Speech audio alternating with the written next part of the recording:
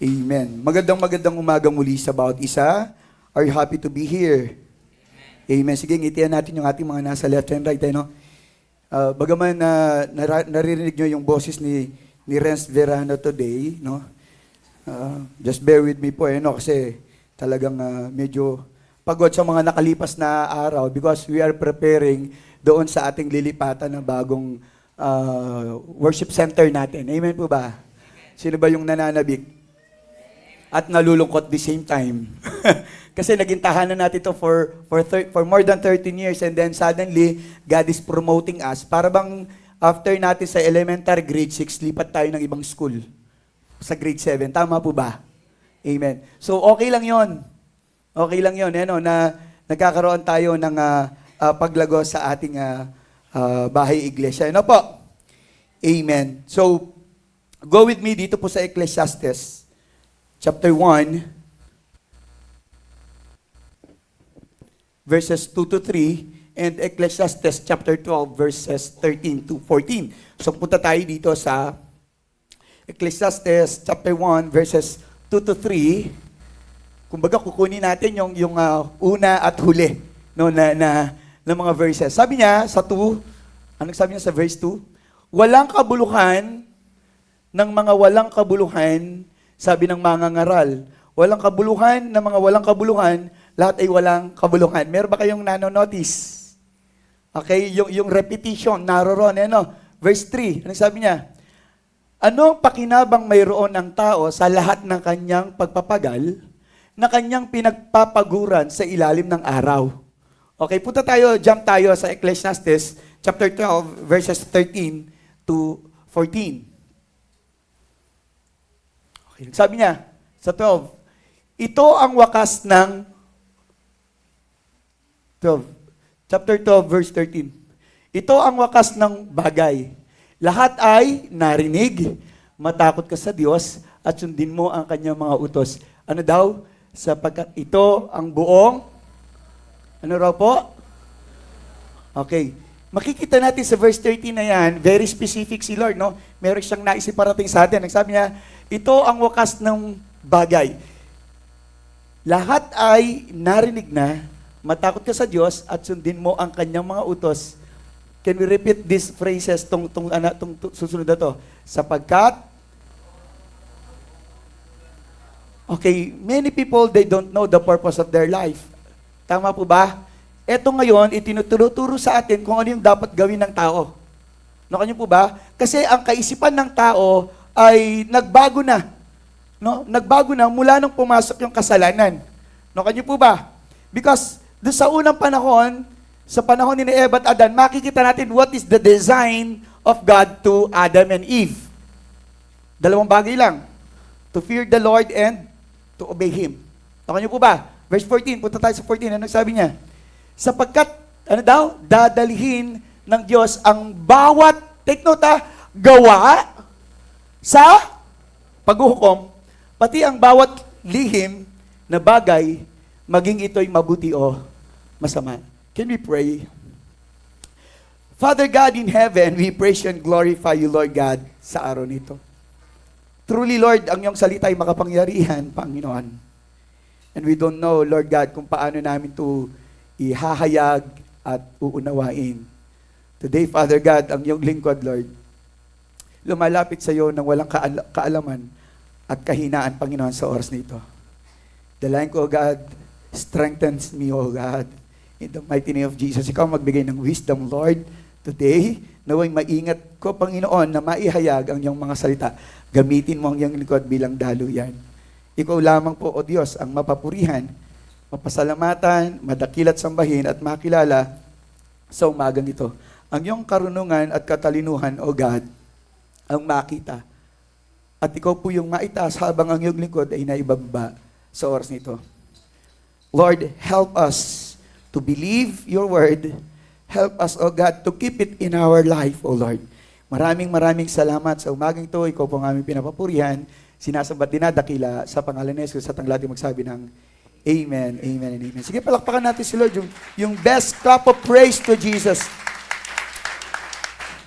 Ang pag-uusapan po natin ngayon is about living a meaningful life. Kumbaga, yung pamagat niya, i-live a meaningful life. Kumusta po yung buhay nyo? Makabuluhan ba? O punong-puno ng kaguluhan? Dalawa lang naman yan eh. No? If you are in Christ, kapag ikay na kay Kristo, kasama mo siya, namumuhay ka sa kanyang piling, sa kanyang mga kautusan, then, nagkakaroon ng meaning yung ating buhay. Tama po ba? Kapag wala ka kay Jesus, malayo ka sa Kanya, sigurado yon yung buhay mo ay punong-puno ng kaguluhan. Amen po ba? I don't know how to start the message of God kasi po, nung ako'y nagme-meditate nito, pumasok sa akin yung Luke chapter 12, 13 to 14, and Luke chapter 9, verse 25, and Matthew chapter 6, 25 to 34, nung ako po ay nag-aaral, nung aking minemeditate, yung message ni Lord, no, kasabayan po nung aking iniisip yung sa ating pag-uusapan, sa ating bagong lilipatan na church. You know what, church? Ang Book of Ecclesiastes, kung titignan natin, pag-aaralan natin, ito po'y sulat ni Haring Solomon na namuhay sa mundo na pinakamarunong, pinakamatalinong tao sa buong mundo. And he is also the king who experienced too much pleasures in his life. Kumbaga, siya yung talagang nakaranas ng mga extraordinaryong karanasan, mga kayamanan, no? Sabihin natin, kasikatan, lahat siguro ng bagay, name it, under heaven, na dinidesire ng bawat tao. Isipin mo, ano ba yung gusto mong maganap sa buhay mo? Lahat ng yan ay naranasan po ni Haring Solomon. And take note of this, church. Ito po'y galing sa isang hari, no, na napakatalino, na experience ang lahat ng kasalanan, and yet, at the end of the day, at the end of his life, sabihin na natin na nagkaroon siya ng realization sa kanyang kaisipan, na ang lahat pala ng bagay na meron siya ay meaningless. That's why, kung titignan natin sa umpisa pa lang ng chapter 1, sinabi na niya kagad, walang kabuluhan, walang kwenta. No, kanyo po ba, church? You know what? 38 times ginamit ang word na meaningless or vapor, vanity, yon. 38 times sa whole book ng Ecclesiastes. So meaning to say, from somebody or from someone who experienced good things sa isang tao na nakaranas ng mga mabubuting bagay sa mundong ito, and yet hindi niya na naranasan yung magkaroon ng kabuluhan ang kanyang buhay. Because in the first place, walang bagay sa mundo na makapagbibigay ng kahulugan, no, o kabuluhan sa iyong buhay. Nakanyo po ba? Nandiyan ka pa ba? And I don't know why, no, na tayo po ay nagpapatuloy na hanapin, habulin ang mga bagay-bagay dito sa mundo. Ang sabi nga po nitong si Solomon, you're just chasing after the wind. Parang hinahabol mo ang hangin. Well, in fact, ibig sabihin ng hangin, hindi mo nakikita, nararamdaman mo siya, pero it is almost there, you can feel it, but you cannot touch it. Ganun yung kaisipan, ganun yung nararamdaman nitong si Solomon. That's why Solomon is looking and searching for the real meaning of life. Nakuha po ba natin, church? At tayo, ganun siguro yung kaisipan natin ngayon.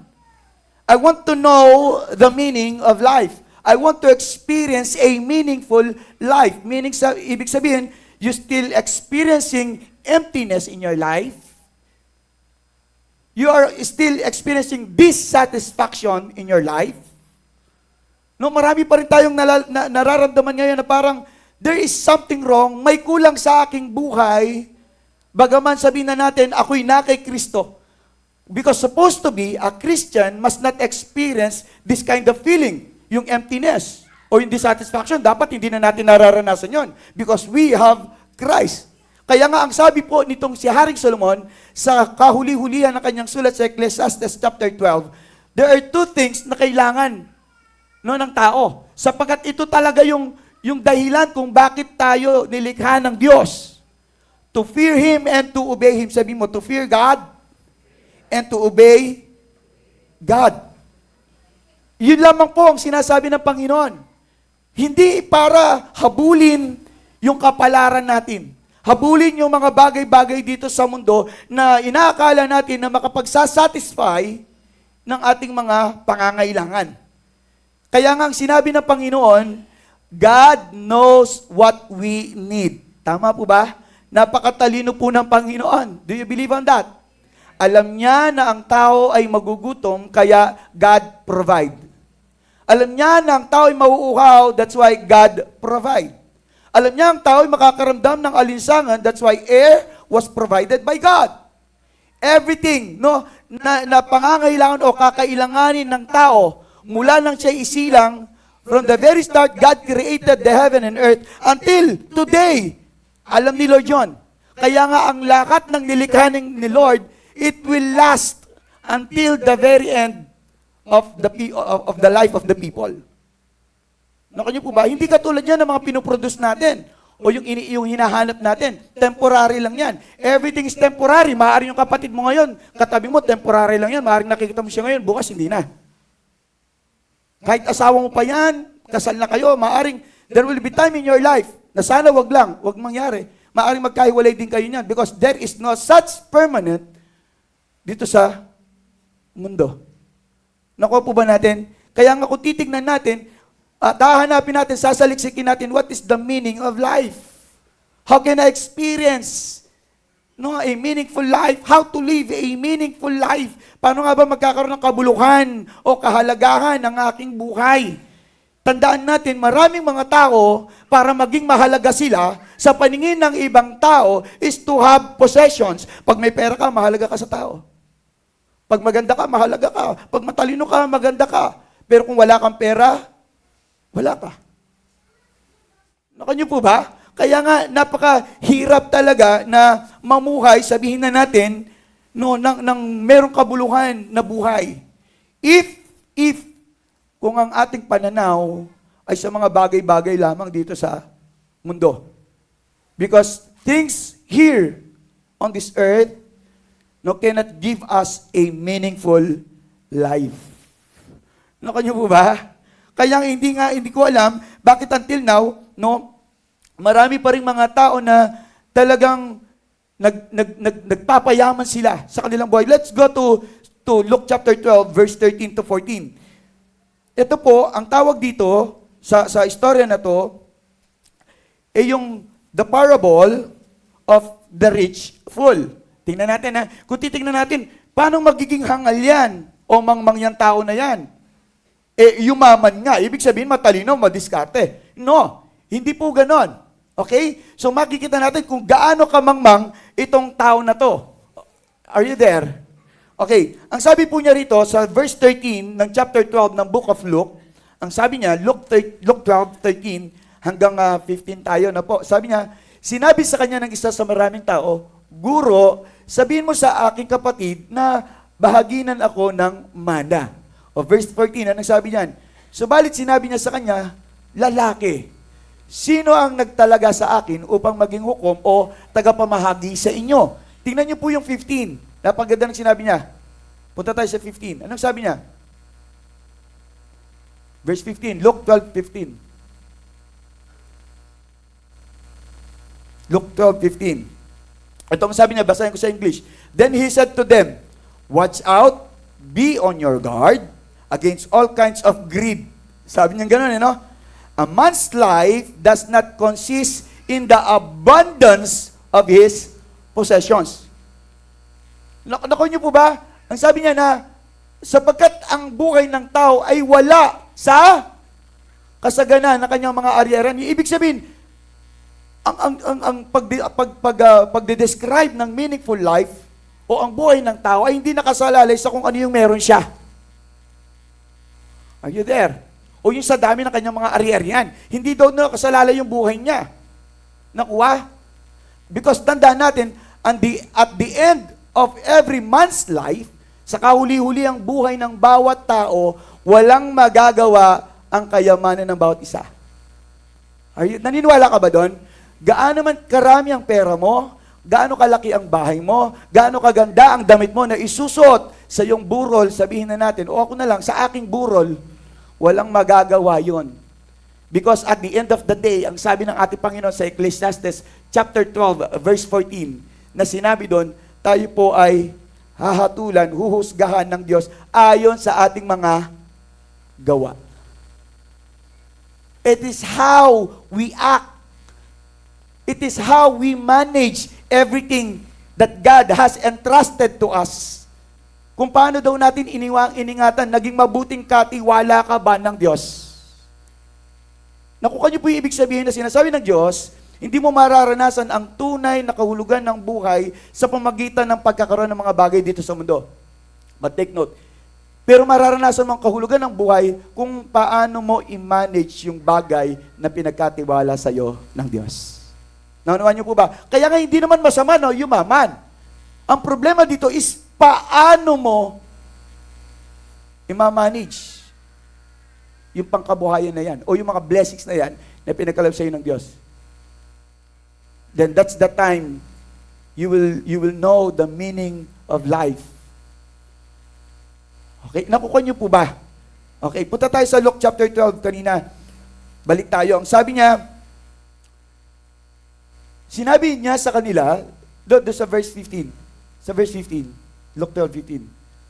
Ang sabi niya, mag-ingat kayo at magbantay laban sa lahat ng kasakiman sapagkat ang buhay ng tao ay wala sa kasaganan ng kanyang mga ari-arian. Tingnan niyo ha, magbantay. Ang hindi mo babantayan lang yung katabi mo. Bantayan mo yung sarili mo. Sandali, nagiging sakim na ba ako? Masama ba na magtipid? Masama ba na unahin ko yung sarili ko? Okay, tingnan natin po yun ha. Sabi niya, mag-ingat kayo at magbantay laban sa lahat ng kasakiman sapagkat ang buhay ng tao, take note, ay wala sa kasaganaan. Hindi pala ito yung basihan ng buhay ng tao. Walang kasiguraduhan na ang tao ay mapera, ay mamumuhay ng mahaba. Nakuha niyo po ba? Kaya nga tandaan niyo, huwag niyo masyadong pagtuunan ng pansin ang kaperahan. Nakuha niyo po ba? Huwag. Kung babalik tayo, pupunta tayo sa Luke chapter 9, babalikan lang natin yung Luke chapter 9, magbababa lang tayo. Luke 9:25. Let's see. No? Luke 9:25. Alam naman natin itong verse na ito eh. But, kailangan tayo mapaalalahanan. Nang sabi niya, sapagkat ano ang napapakinabang ng tao kung makamit niya ang buong sanlibutan, ngunit mawawala o mapapahamak naman ang kanyang sarili. Nakukuha niyo yung Luke chapter 12 verse 15 at saka Luke chapter 9 verse 25. Kung titignan natin yung sinasabi nila, so walang kayang gawin yung kapangyarihan mo sa yung buhay. And we're talking about the real life. Because this life is not the real life. Kasi ang buhay natin sa mundo na to, kapag nawala na, doon pa lang magsisimula ang talagang tunay na buhay. Nakuha niyo po ba? Kasi maraming tao, akala nila hindi sila mamamatay eh. Hindi. Kung kaya tayo namumuhay ngayon, para ito yung magdi-decide o ito yung magpapasya, ito yung pagbabantay ng ating Diyos kung saan tayo mag-i-spend o saan natin ilalagak yung life after our life here on earth. Nakuha po ba? Walang tao na hindi mamamatay. Yung katabi mo, ay mamamatay din yan. Katabi mo.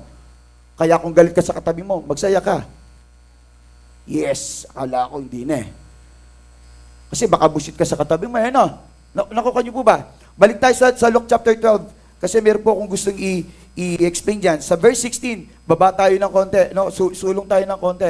Sa Luke chapter 12, verse 16. Punta po tayo. Sabi niya rito, nagsalaysay siya sa kanila ng isang talinghaga. This is a parable. Ang lupain ng taong mayaman ay namunga ng sagana. So ito isang kwento. Pagsasalarawan ng ating Diyos, 17. Anong sabi niya dyan? Samantala, nang magkatipon ang libu-libong tao na anupat sila'y nagkaka... 16. 17 na tayo. Luke 16. Punta tayo sa 16. Punta mo tayo. Ayan. Nagsasalaysay siya sa kanila ng isang talingaga. Ang lupain ng taong mayaman ay namunga ng sagana. 17. Inisip niya sa sarili, ano ang gagawin ko sapagkat wala akong mapaglalagyan ng aking mga ani. Tingnan niyo po, dahil napakarami na niyang ani, marami na siyang pondo sa buhay. Sabi niya, saan ko kaya ito ilalagay? So nagkaroon siya ng somehow worry. Sabi mo worry.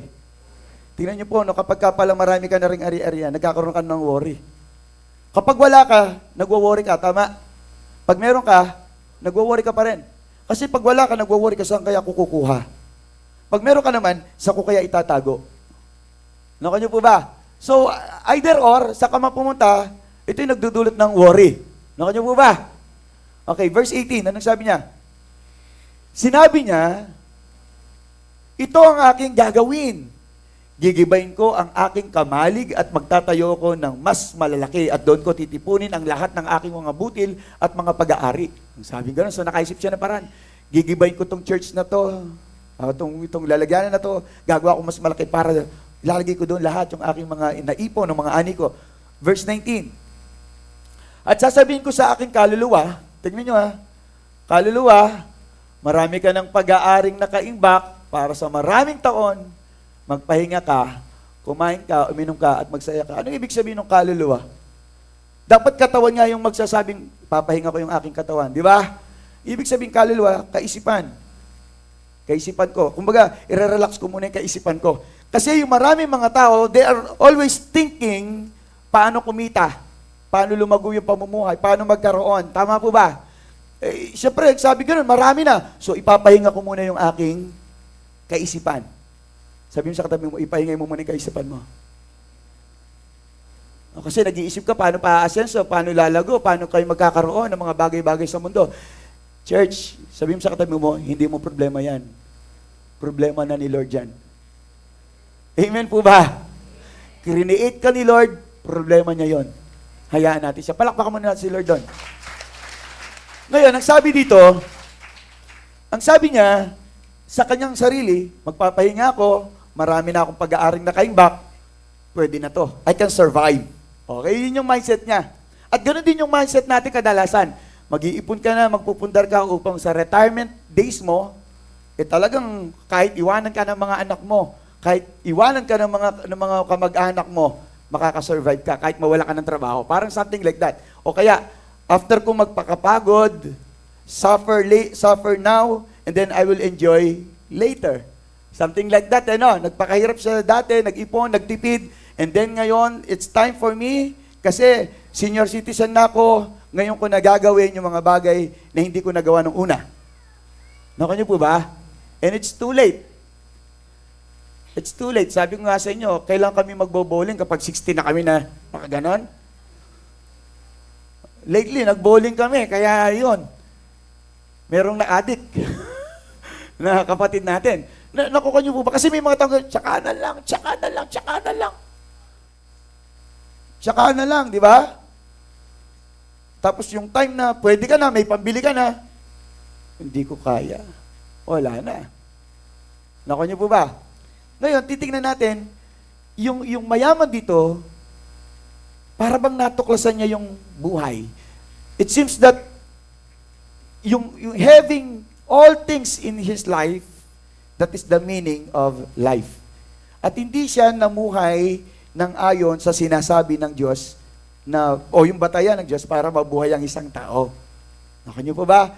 Kaya kung titingnan natin yung Luke chapter 12, walang kaplano-plano ang tao na to na siya po ay mag-rest in the presence of God. I don't know sa inyo, meron po ba kayong plano tungkol sa Lord? Sa relasyon nyo kay Lord? May plano ba kayo? I'm planning na magkaroon ng mas malalim na pananampalataya sa Lord. Kasama ba si Lord sa plano nyo? Kasama ba si Lord na kapag kayo'y nagka-business, kasama ka Lord?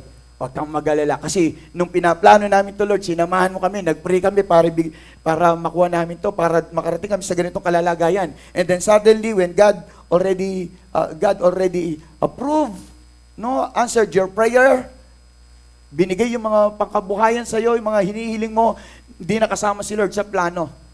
Maraming taong ganon. Sa una lang sila nagplano na kasama ka, Lord. Pero nung naroon na itsapuera si Lord sa plano. Ito yung ginawa nung mayaman na to. Wala siyang kaplano-plano at all sa ating Panginoon, sa ating Diyos. Ang alam lang niya, He'll just enjoy His life. Kaya anong sabi ng Panginoon? Hindi siya namuhay ng may kabuluhan na pamumuhay. Kaya anong nangyari? Ang sabi ng Panginoon sa kanya, punta tayo ng verse 20. Tingnan natin. Subalit sinabi sa kanya ng Diyos. Anong sabi niya? Hangal, sa gabing ito ay kukunin ang iyong kaluluwa at kanino kaya mapupunta ang mga bagay na inihanda mo? Imagine that, church. Namuhay ba siya ng may, naranasan ba niya yung tunay na kahulugan ng buhay? Makabuluhan ba ang kanyang naging buhay? Hindi. Bakit? Kasi wala siyang relasyon sa Diyos, wala siyang plano o kaisip-isip man lang, o hindi niya inisip man lang na maglingkod sa Panginoon, ilagak ang kanyang buhay sa Diyos. Wala po. All his plan is about himself and about his wealth. Ganun lang ang kanyang plano. Hindi katulad nitong si Mary Magdalene. No? Si Maria Magdalena, anong ginawa niya? Yung pinakamahal o mamahaling pabango, yung pure nard, sa John chapter 12, makikita natin doon. Ibinuhos niya without hesitation. Without hesitation that she can give everything to God. Hindi nagbago si Mary from the time on na nakilala niya ang tunay na buhay sa piling ng Diyos, sa piling ni Kristo. Hindi nagbago si Mary. Binigay niya ang lahat sa Diyos. Nakuha niyo po ba? Hindi natinag si Mary ng mga possession na meron siya. Hindi nagbago ang pag-ibig niya sa Diyos. Nanatili. Nanatili po. Kasi si Mary talagang namuhay ng makabuluhan na pamumuhay. Kaya ang sabi sa kanya, nung sila po ni Martha sa Luke chapter 10, verse 38 to 42, mababasa natin doon, no? Si Martha, busy siya sa ministry or busy siya sa bahay, naglilinis. Pero si Mary, she find time, no? To sit down and to listen, to be with Christ. Kasi alam niya, yun ang tunay na buhay, yun ang kahulugan ng buhay. Yung makinig ng salita ng Diyos, yung mag-spend ng time sa piling ng Diyos. That is the meaning of life. Kaya ang sabi ng Panginoon doon, no? Ang sabi niya, but only one thing, sa Luke chapter 10, verse 42, but only one thing is needed. Isa lang daw ang kinakailangan. Ano yon? Mary has chosen what is better. Maybe it is not the best or bestest. Kung ano pa. No? Kasi good, better, best. Sabi niya, it is not the best, but she chose the better.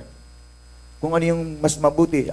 Meron pang sinabi doon sa Luke chapter 10, verse 42. And, sabi niya, it will not be taken away from her. Ibig sabihin, hindi nawawala yon. Kasi ang buhay o mga bagay na ginawa natin sa Panginoon, hindi kailanman malilimutan yan ng Panginoon. Nakanya po ba? Remember, ang sabi ng Panginoon, even the small things we have done for God. Anong sabi niya? It will be rewarded by God. Because our God, He is a rewarder. Ang ating Diyos, lagi siyang bibigay ng gantimpala. Tandaan po natin yan. Kaya hindi nasasayang eh. Yung mga bagay na pinagkakalob natin sa Panginoon, hindi nasasayang.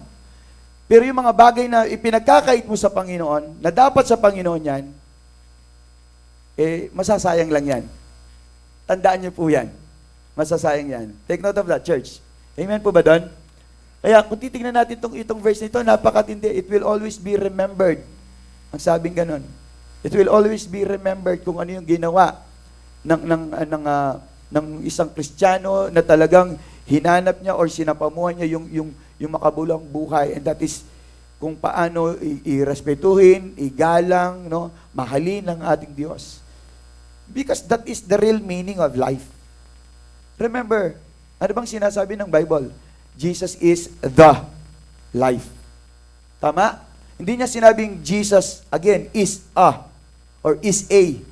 Kapag sinabing is a, may preposition na a, ibig sabihin, meron pang iba pa na buhay. Pero ito sinabi niya, Jesus is the. Ibig sabihin, ultimate, yun na yun. Wala nang iba pa. So, ang buhay ay si Kristo. At kung nais mong maranasan ng tunay na buhay, lumapit ka kay Kristo. Nakanyo po ba yun, church? Isa pamuhay natin si Kristo. Yun po yung nararapat eh. And I don't know why, bakit marami pa rin mga Kristiyano ngayon that are full. Just like the rich na binasa natin kanina. Hangal pa rin ang mga ibang Kristiyano today. Narinig naman nila yung Word of God. How many years na? How many messages na ating narinig? Pero parang ang tigas ng puso natin. Parang binabaliwala lang natin yung salita ng Panginoon. Kaya nga, huwag kang magtaka kung ikaw ay mananalangin sa Diyos, kakausapin mong Diyos at hindi ka niya papakinggan. Kasi kung ano yung ginawa mo, siya rin mangyayari sa iyo. That is a golden rule. Tama po ba? Kung ano yung ginawa mo sa kapwa mo, siya ang gagawin sa iyo. So kung hindi mo pinapansin si Lord, hindi mo siya binibigyan ng time, you're not living according to the design of God na dapat mamuhay ang tao. No? And talagang hindi mo rin mararanasan yung buhay na talagang ninanais mo sa piling ng Diyos. Bagaman sinasabi mong Kristiyano ka, pero ang tigas naman ng puso mo, ang tigas naman ng ulo mo, ang tigas ng ulo natin, sama na ako doon, ang tigas ng puso natin. Ayaw nating mamuhay sa kung ano yung sinasabi ng Panginoon na accordingly, kung paano mamuhay ang isang Kristiyano. Until now, maraming mga Kristiyano hindi namumuhay sa talagang panawagan ng Diyos. Or hindi sila namumuhay bilang mga Kristiyano.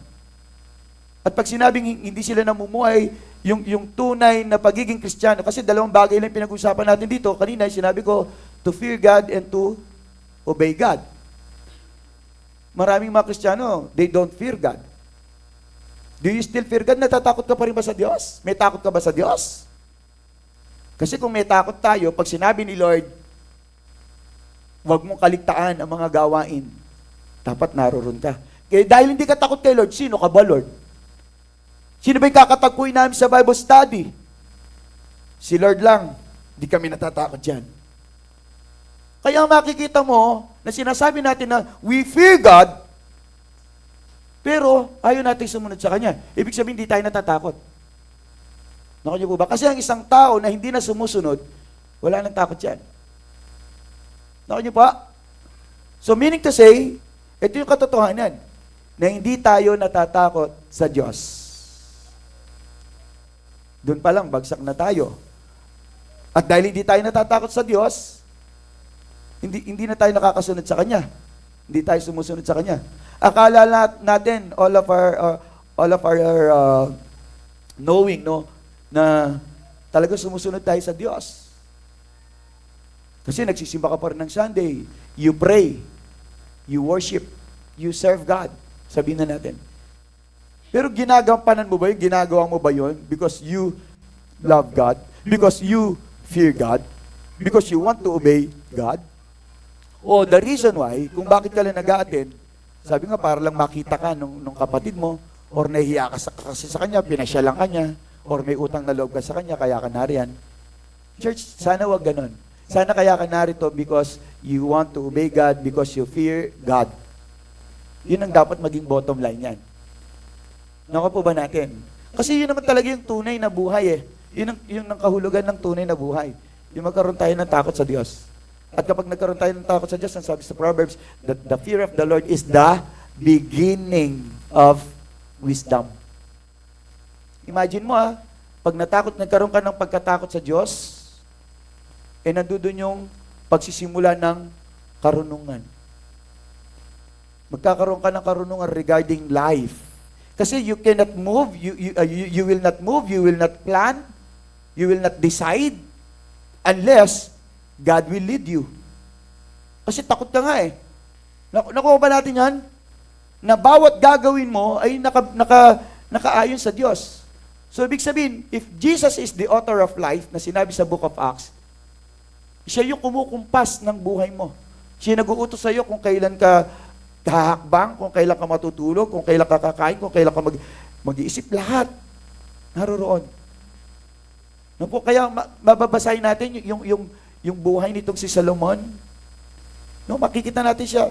After gaining wisdom, wealth, and possession, still, hindi niya nakita ang tunay na kahulugan ng buhay. Hindi siya namuhay ayon sa hinihingi ng Diyos na dapat isa pamuhay ng tao. Namuhay si Solomon ayon sa kanyang lakas, ayon sa kanyang karunungan. Kumbaga, nag-stay si Solomon doon sa mga bagay na natanggap niya mula sa Diyos. Yun ang naging basihan na ng kanyang buhay. Nakanya po ba? Hello? Na parang this is my life, basta ito lang yung buhay ko. Ito na. Hindi ko na kailangan si Lord. Kumbaga, naitsipwera si Lord sa buhay ni Solomon. Nakanya po ba? Kasi nga, dahil mayaman na siya eh. Ganoon naman ang mga tao eh. Kapag wala siya, lapit siya ng lapit kay Lord. Lord, Lord, Lord. Kapag marami na, nariyan na, payapa ka na, hindi ko na kailangan si Lord. Nakuha ko na yung gusto ko kay Lord eh. At hindi nila alam na napapalayo sila sa tunay na kahulugan ng buhay. That's why dumating sa punto na kanilang buhay na hindi na nila alam yung kanilang gagawin, hindi na nila alam kung saan ang kanilang patutunguhan. At ang buhay nila ay paikot-ikot-ikot lang. I don't know kung ang buhay mo ngayon paikot-ikot lang, kakain, matutulog, magtatrabaho, mag-aaral. Laging ganun lang. Tapos pag nakikita mo yung mukha mo, laging yung mukha lang na yan. Hindi ka ba nagsasawa? Ito na naman yung nakita ko, itong mukha na to, itong malungkot na mukha na to. Sino yung umarap sa salamin at malungkot siya? Nakita mo yung itsura mo, ikaw na naman. Di ba nakakalungkot nakita ang pagmumukha natin na malungkot sa salamin? Naku niyo po ba? Kaya nga kahit maglagay ka ng makakapal na makeup, lumilitaw pa rin yung pagkalungkot. Wala nang excitement sa buhay. Hindi na niya kasi nararanasan yung tunay na buhay. Hindi niya alam kung saan siya tutungo eh. Para bang, nasa akin na lahat, sabi ni Solomon, what's next? What's next? Kasi hanggang doon na lang yun eh. Nasa kanya na lahat ng magagandang babae, nasa kanya na eh. Wala nang may gaganda pa. Wala na. Naku niyo po ba, church? Pero kung nakay Kristo ka, yung kagandahan yan, may igaganda pa yan. Sabi mo, may igaganda pa yan. Hindi lang yan. Hindi totoo po yun. May igaganda ka pa sa piling ni Kristo. Amen? Makita natin sa Solomon, no? Yung lahat ng kaharian, nasa kanya na eh. Sabi niya, ano pa kaya ang aking sasakupin? Wala na. Yun na yung kaduluduluhan eh. Wala na. Yun na yung pinaka-peak ng kanyang buhay. Naku niyo po ba? Parang naabot na niya yung pinaka-tuktok. Wala na ba kung aakyatin na bundok? Something like that. Wala na, ganda lang. So, ang gagawin na lang niya, bababa. Balik sa dati. Naku niyo po ba?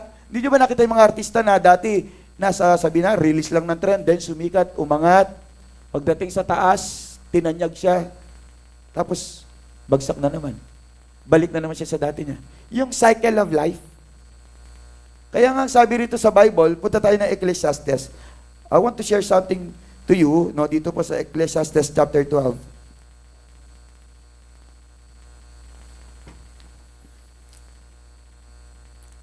Okay, dito po tayo sa verse 9 ng chapter 12 ng Ecclesiastes. Sabi niya,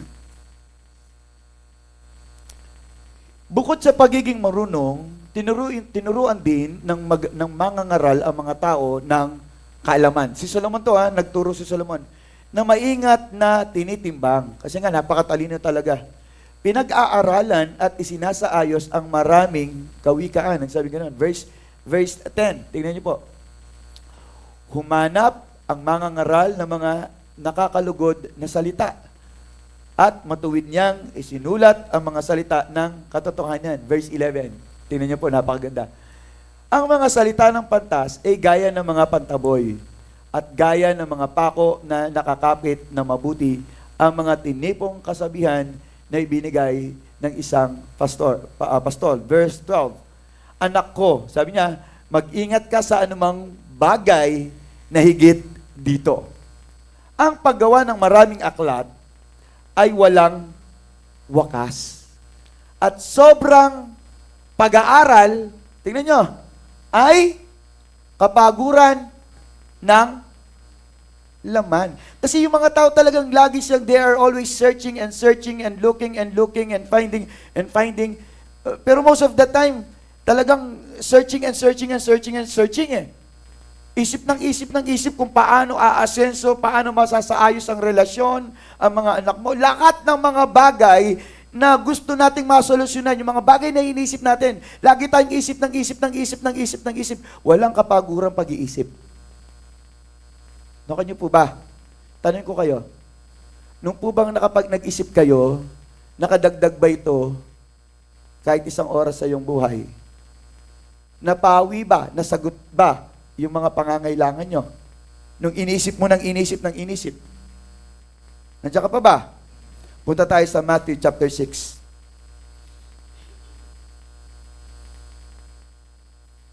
Kailangan po kasi napapaalalahanan tayo, no? Sa verse 25, anong sabi niya ng Matthew 6:25?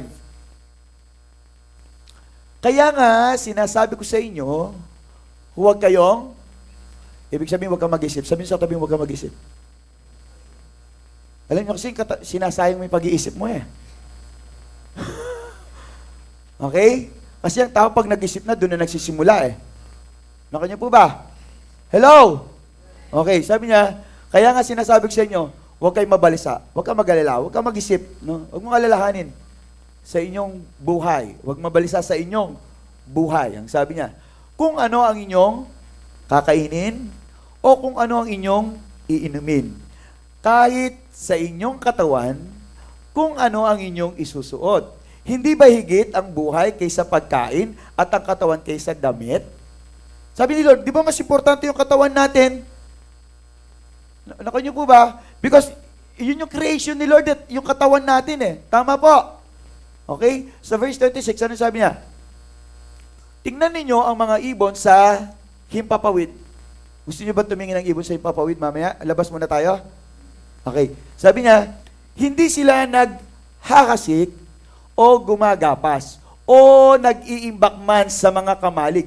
Ngunit, pinapakain sila ng inyong ama. Hindi ama ng mga ibon yon, ama natin yon. Nakanyo po ba? Imagine mo yung tatay natin, pinapakain niya yung mga ibon na hindi naman niya anak. Nakuha. Gusto kasi pawiin yung pag-aalala natin dito, pag-iisip natin eh. Sabi niya, pinapakain sila ng inyong ama na nasa langit. Tingnan natin yung agwat. Pero nakakarating yung mga pangangailangan ng mga ibon na to. Okay po ba?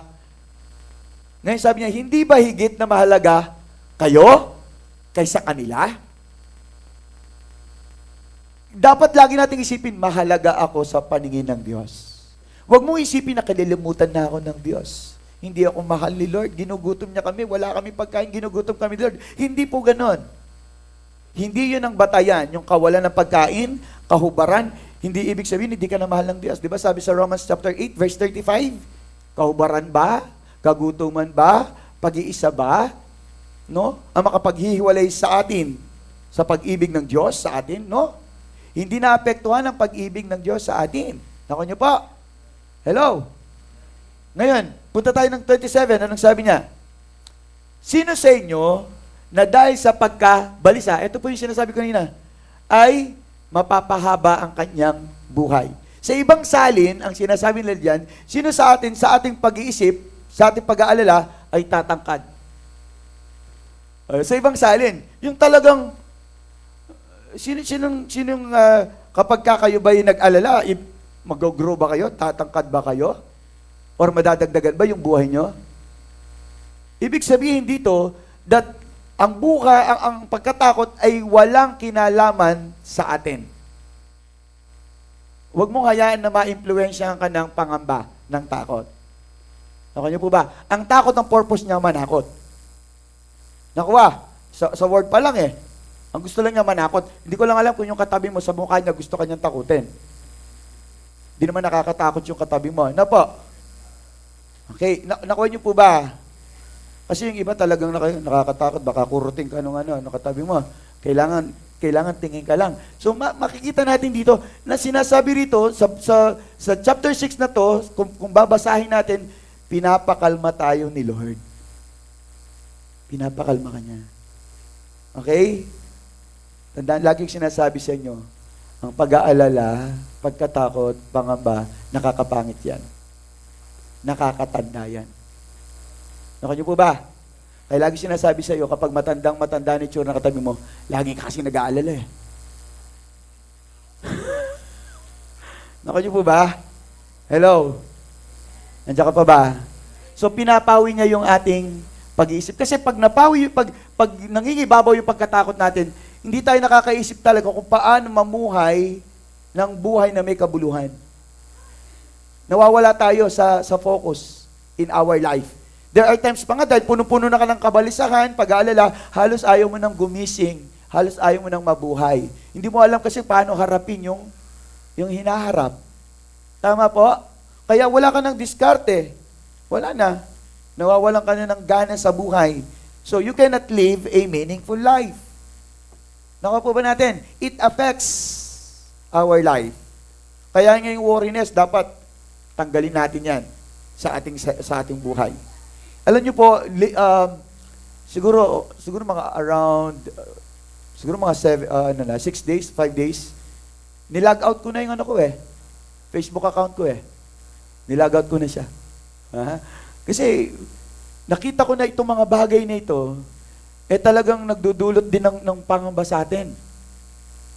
Nakuha niyo po ba? So, ginawa ko to na talagang dinilit ko yung or nag-log out ako sa Facebook. Para wala na ako makikita.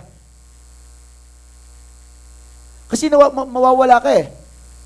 Mawawala ka. Kasi pag may nakikita akong mga church, mga kaibigan ko, buti pa sila yung mga member nila. Laging ganun eh. Buti pa yung church nila.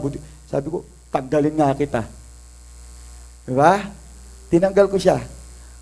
Nakanyo po. Kasi nawawala tayo eh. Tingnan nyo, may mga plano kayo. Pero once na meron kayong nakita,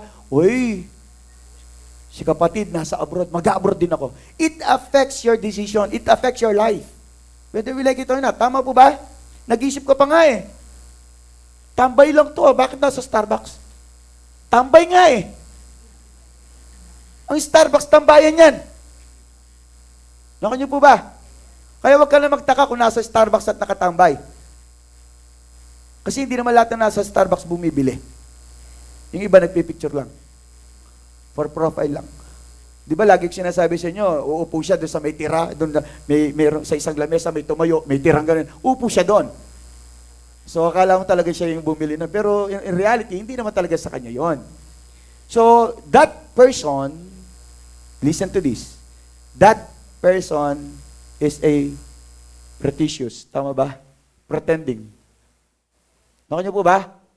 Maraming mga tao sa Facebook ang nagpe-pretend that they are okay, that they are in good relationship, that their life is okay, but they are not.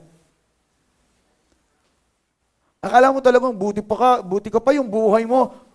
Sa tingin mo ba mas mabuti ang buhay niya kaysa sa'yo na may Kristo? Mas mabuti ba yung kaibigan mo na walang Kristo kaysa sa buhay mo na may Kristo?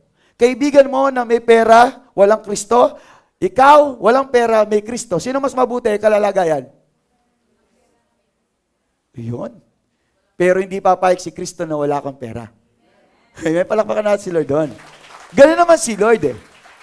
Ganun naman si Lord eh. Kasi bahagi ng pagkakaroon ng Kristo, iparanas ni Kristo sa iyo yung tunay na buhay na nasa Kanya. Gugutumin ba ni Kristo ang sa Kanya?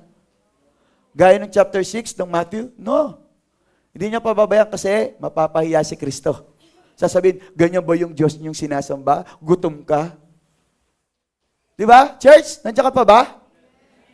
Mapapahiya si Lord. Mapapahiya si Lord.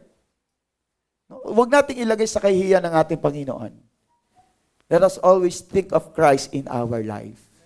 Kailangang mamuhay tayo ng makabuluhan. At ang pamumuhay ng may kabuluhan, ito yung pagkakaroon ng takot at pagsunod sa ating Panginoon. Amen po ba? Sige po, lahat tayo tumayo.